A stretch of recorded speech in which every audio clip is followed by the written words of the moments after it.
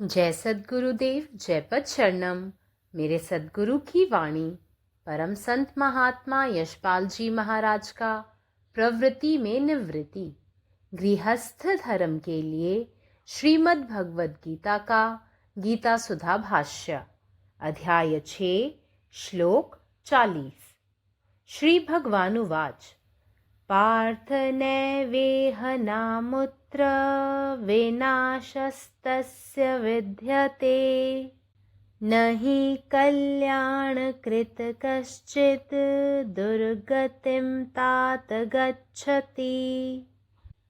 इस प्रकार अर्जुन के पूछने पर श्री कृष्ण भगवान बोले, हे पार्थ, जिसके मन में मोक्ष सुख के विषय में श्रद्धा होती है, भला उसकी मोक्ष के सिवा और कौन सी गति हो सकती है।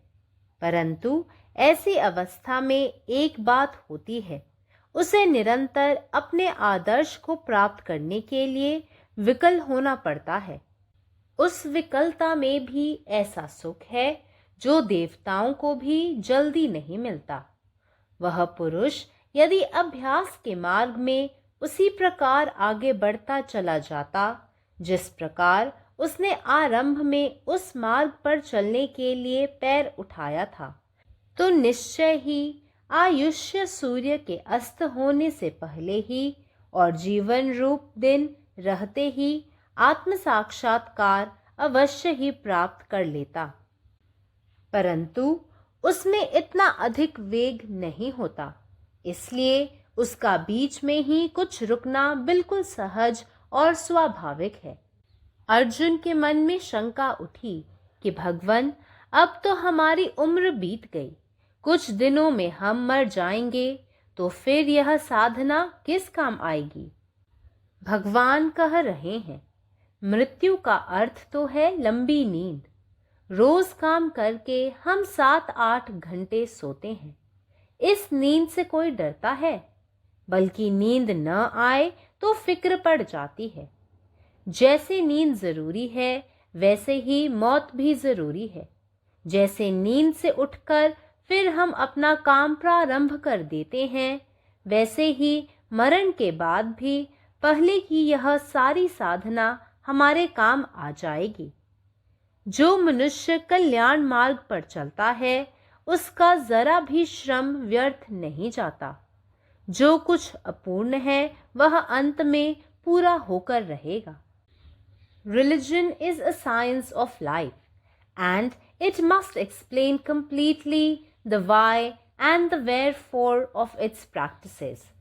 Lord Krishna, therefore, supports his statement with the philosophical truth. Never for the doer of good, dear son, a woeful end. The one who acts rightly in the present can come to no grief in the future, because the future is but a product of the present, and the good is that which yields but success and joy in the future. A sadhak who slips from yoga never falls to a state inferior to what he has already attained. With a fatherly love, Lord Krishna is assuring Arjuna that one who is striving in the direction of evolution shall never come to suffer any real fall. On the ladder of spiritual growth, each step that is placed forward is an ascent towards the absolute perfection. ओम। जय गुरुदेव, जय परशुराम। अध्याय 6 श्लोक 40।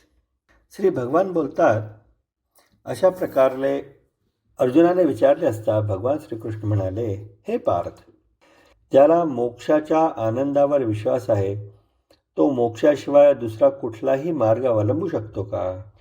परंतु अशा परिस्थितीत एक गोष्ट घडते, त्याला त्याचा आदर्श साध्य करण्यासाठी सतत संघर्ष करावा लागतो।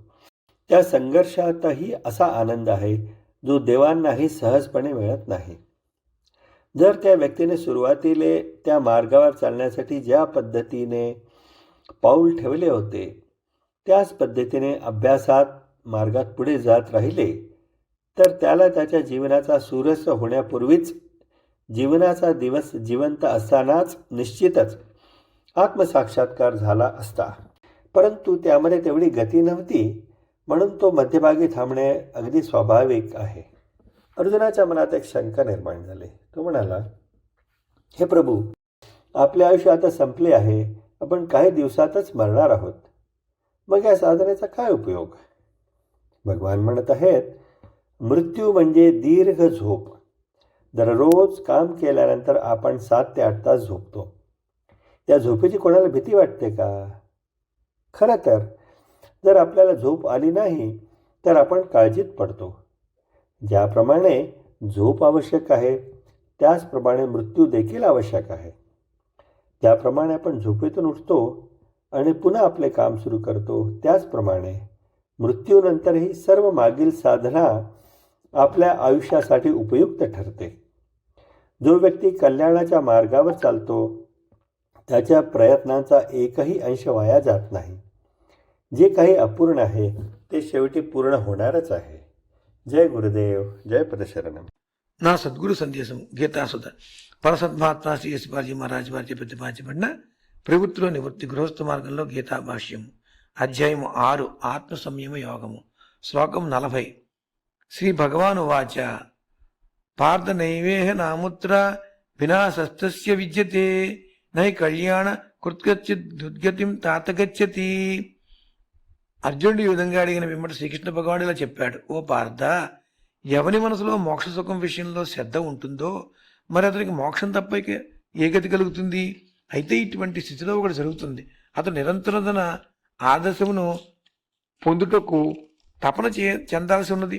ఆ తపనలో కూడా అతనికి ఉండే సుఖం ఏమిటంటే అతడు తొందరపడి ఏ దేవీ దేవతలను ఆశ్రయించడు. ఆ వ్యక్తి అభ్యాస మార్గంలో ఏ విధంగా అడుగులు వేశాడో అలాగే ముందుకు అడుగులు వేస్తాడు. అందుచేత అతడు నిశ్చయముగా ఆయుష్ అనే సూర్యుని అస్తమయం జరిగే లోపే జీవనమనే పగలున్నప్పుడే తప్పక ఆత్మసాక్షాత్కారం పొందుతాడు.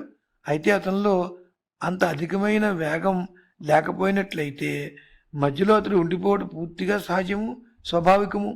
అర్జునుడి మనసులో వచ్చిన అనుమానం ఏమిటంటే, భగవాన్, ఇప్పుడు మా వయసు గడిచిపోయింది, కొద్ది రోజుల్లో మేము మరణిస్తాము, అయితే మరి ఈ సాధన ఏమి ఉపయోగపడుతుందని అతడు శ్రీకృష్ణ భగవానుడు ఇలా చెప్తున్నాడు. మృత్యువుకు అర్థం దీర్ఘ నిద్ర. రోజు పనిచేసి మనం 8 గంటలు నిద్రపోతాం. ఈ నిద్రచే ఎవరైనా భయపడతారా? దీనికి భిన్నంగా నిద్ర రాకపోయినట్లయితే భయం వేస్తుంది. నిద్ర ఏ విధంగా తప్పదో అవసరమో అదేవిధంగా మరణం కూడా అవసరము, తప్పదు. నిద్ర నుండి లేచాక మరలా మనం మన పనులు ఏ విధంగా ప్రారంభిస్తామో అదే విధంగా మరణం తర్వాత కూడా ముందు చేయబడి ఉన్న ఈ సాధన అంతా కూడా మనకు ఉపయోగపడుతుంది. ఏ మానవుడు కళ్యాణ మార్గంపై పయనిస్తాడో అతని శ్రమ ఏమాత్రం కూడా వ్యర్థం కాదు. ఏదైనా అసంపూర్తిగా ఉంటే అది చివరిలో పూర్తి అవుతుంది. పరమాత్మ, నీవే ఉన్నావు, నీ ఇష్టమే నెరవేరాలి. జై సద్గురుదేవ్, జై ప్రసన్న. സദ്ഗുരുവിൻ്റെ സന്ദേശം അധ്യായം 6 ശ്ലോകം 40. അർജുനൻ്റെ ചോദ്യത്തിന് ഉത്തരമായി ഭഗവാൻ ശ്രീകൃഷ്ണൻ ഇങ്ങനെ പറയുന്നു, ഹേ പാർത്ഥ, മോക്ഷത്തിൻ്റെ സന്തോഷത്തിൽ വിശ്വാസമുള്ള ഒരാൾക്ക് മോക്ഷമല്ലാതെ മറ്റെന്താണ് പിന്തുടരാൻ കഴിയുക? എന്നാൽ അത്തരമൊരു സാഹചര്യത്തിൽ ഒരു കാര്യം സംഭവിക്കുന്നു. തൻ്റെ ആദർശം കൈവരിക്കാൻ അയാൾക്ക് നിരന്തരം പോരാടേണ്ടതുണ്ട്. ആ പോരാട്ടത്തിൽ ദേവന്മാർക്ക് പോലും എളുപ്പത്തിൽ ലഭിക്കാത്ത സന്തോഷം ഉണ്ടാവും. ആ വ്യക്തി തുടക്കത്തിൽ ആ പാതയിൽ നടക്കാൻ കാലെടുത്ത് വെച്ചതുപോലെ തന്നെ പരിശീലനത്തിൻ്റെ പാതയിൽ മുമ്പോട്ട് പോയിരുന്നെങ്കിൽ ആയുസ്സിൻ്റെ സൂര്യൻ അസ്തമിക്കുന്നതിന് മുൻപ് ഈ ജീവിതത്തിൽ തന്നെ അയാൾ തീർച്ചയായും ആത്മസാക്ഷാത്കാരം നേടുമായിരുന്നു. പക്ഷേ അതിന് അത്രയധികം ശക്തിയില്ല. അതിനാൽ അത് പാതി വഴിയിൽ നിർത്തുന്നത് തികച്ചും സ്വാഭാവികമാണ്. ഭഗവാൻ, നമ്മുടെ ജീവിതം ഇപ്പോൾ അവസാനിച്ചു. നമ്മൾ കുറച്ച് ദിവസങ്ങൾക്കുള്ളിൽ മരിക്കും. പിന്നെ ഈ സാധന കൊണ്ട് എന്ത് പ്രയോജനം എന്നൊരു സംശയം അർജുനൻ്റെ മനസ്സിൽ ഉയർന്നു വന്നു. ഭഗവാൻ പറയുന്നു, മരണമെന്നാൽ ഒരു നീണ്ട ഉറക്കം എന്നാണ്. എല്ലാ ദിവസവും ജോലി ചെയ്ത ശേഷം നമ്മൾ 7 മുതൽ 8 മണിക്കൂർ വരെ ഉറങ്ങുന്നു. ഈ ഉറക്കത്തെ ആരെങ്കിലും ഭയപ്പെടുന്നുണ്ടോ? വാസ്തവത്തിൽ നമുക്ക് ഉറക്കം ലഭിച്ചില്ലെങ്കിൽ നമ്മൾ വിഷമിക്കും. ഉറക്കം ആവശ്യമായിരിക്കുന്നത് പോലെ മരണവും ആവശ്യമാണ്. നമ്മൾ ഉറക്കത്തിൽ നിന്ന് ഉണർന്ന് വീണ്ടും നമ്മുടെ ജോലി ആരംഭിക്കുന്നത് പോലെ മരണത്തിന് ശേഷവും ഈ മുൻ സാധനയെല്ലാം നമുക്ക് ഉപയോഗപ്രദമാകും. ക്ഷേമത്തിൻ്റെ പാതയിൽ നടക്കുന്ന വ്യക്തിയുടെ പ്രയത്നത്തിൻ്റെ ഒരു കണിക പോലും പാഴാകില്ല. അപൂർണമായത് എന്തായാലും അവസാനം പൂർത്തിയാകും. പരമാത്മാവ് നീ തന്നെ, നിന്റെ ഇഷ്ടം പൂർണ്ണമാകട്ടെ. ജയ് സദ്ഗുരുദേവ്, ജയ് പതിശരണം. श्री भगवान उवाच पार्थ नैवेह नामुत्र विनाशस्तस्य विद्यते न हि कल्याणकृत कश्चिद दुर्गतिम तात गच्छति। एहि प्रकारे अर्जुन के प्रश्न सुनिकऽ श्री कृष्ण भगवान कहलखिन, हे पार्थ, जेकर मोन में मोक्ष सुख लेल श्रद्धा होइत अछि, ओकर मोक्ष सँ फराक आर कोनो गति केना भऽ सकैत अछि। मुदा एहन अवस्था में एकटा गप होइत अछि, ओकरा अपन आदर्श प्राप्त करबा लेल सदा व्याकुल रहऽ पड़ैत अछि। ओहि व्याकुलता में सेहो एहन आनंद रहैत अछि जे देवतो सबके सहज प्राप्त नहि होइत अछि। जे ओ पूर्वक अभ्यास के बाट पर ओहिना सदिखन आगू बढ़ैत रहैत अछि, जेना शुरू में ओहि बाट पर चलबा लेल डेग उठौने छल, तऽ निश्चिते औरदा के सूर्य अस्त हुआ से पहिने जीवन रूपी दिन रहते आत्म साक्षात्कार अवश्य प्राप्त करैत अछि। मुदा ओकरा में एतेक बेसी वेग नहीं होइत अछि। एहि कारण सँ बीच में कनि रुकि जाइत अछि, जे पूर्णतः सहज आ स्वाभाविक अछि। अर्जुन के मन में शंका उठल जे भगवान, आब तऽ हमर आयु बीत गेल, किछु दिन में हम मरि जायब, तऽ फेर ई साधना कोन काज आयत। भगवान कहलखिन, मृत्युओ तऽ एकटा निद्रा मात्र अछि। सब दिन काज कऽ कऽ हमसभ 7-8 घंटा सुति जाइत छी। एहि निद्रा सँ केओ डरैत अछि की? मुदा जँ निद्रा नहि अबैत अछि तऽ चिंता बढ़ि जाइत अछि। जहिना निद्रा आवश्यक अछि, ओहिना मृत्यु सेहो आवश्यक अछि। जेना निद्रा सँ उठि कऽ फेर हम अपन काज प्रारंभ कऽ दैत छी, ओहिना मरला के बादो पहिने कयल गेल समस्त साधना हमर सबके संगे रहैत अछि आ आगाँ काज अबैत अछि। जे मनुख कल्याण बाट पर चलैत अछि, ओकर कनिको श्रम व्यर्थ नहीं होइत अछि। जे किछु अपूर्ण रहि जाइत अछि से अंततः पूर्ण भऽ कऽ रहैत अछि। अखिल भारतीय संत मत सत्संग पंजीकृत दिल्ली, मुख्यालय B20 CC colony, Rana Pratap Bagh के सामने, दिल्ली। सत्संग आश्रम संत यशरूप तपोभूमि परिसर, अनंगपुर, जिला फरीदाबाद, हरियाणा।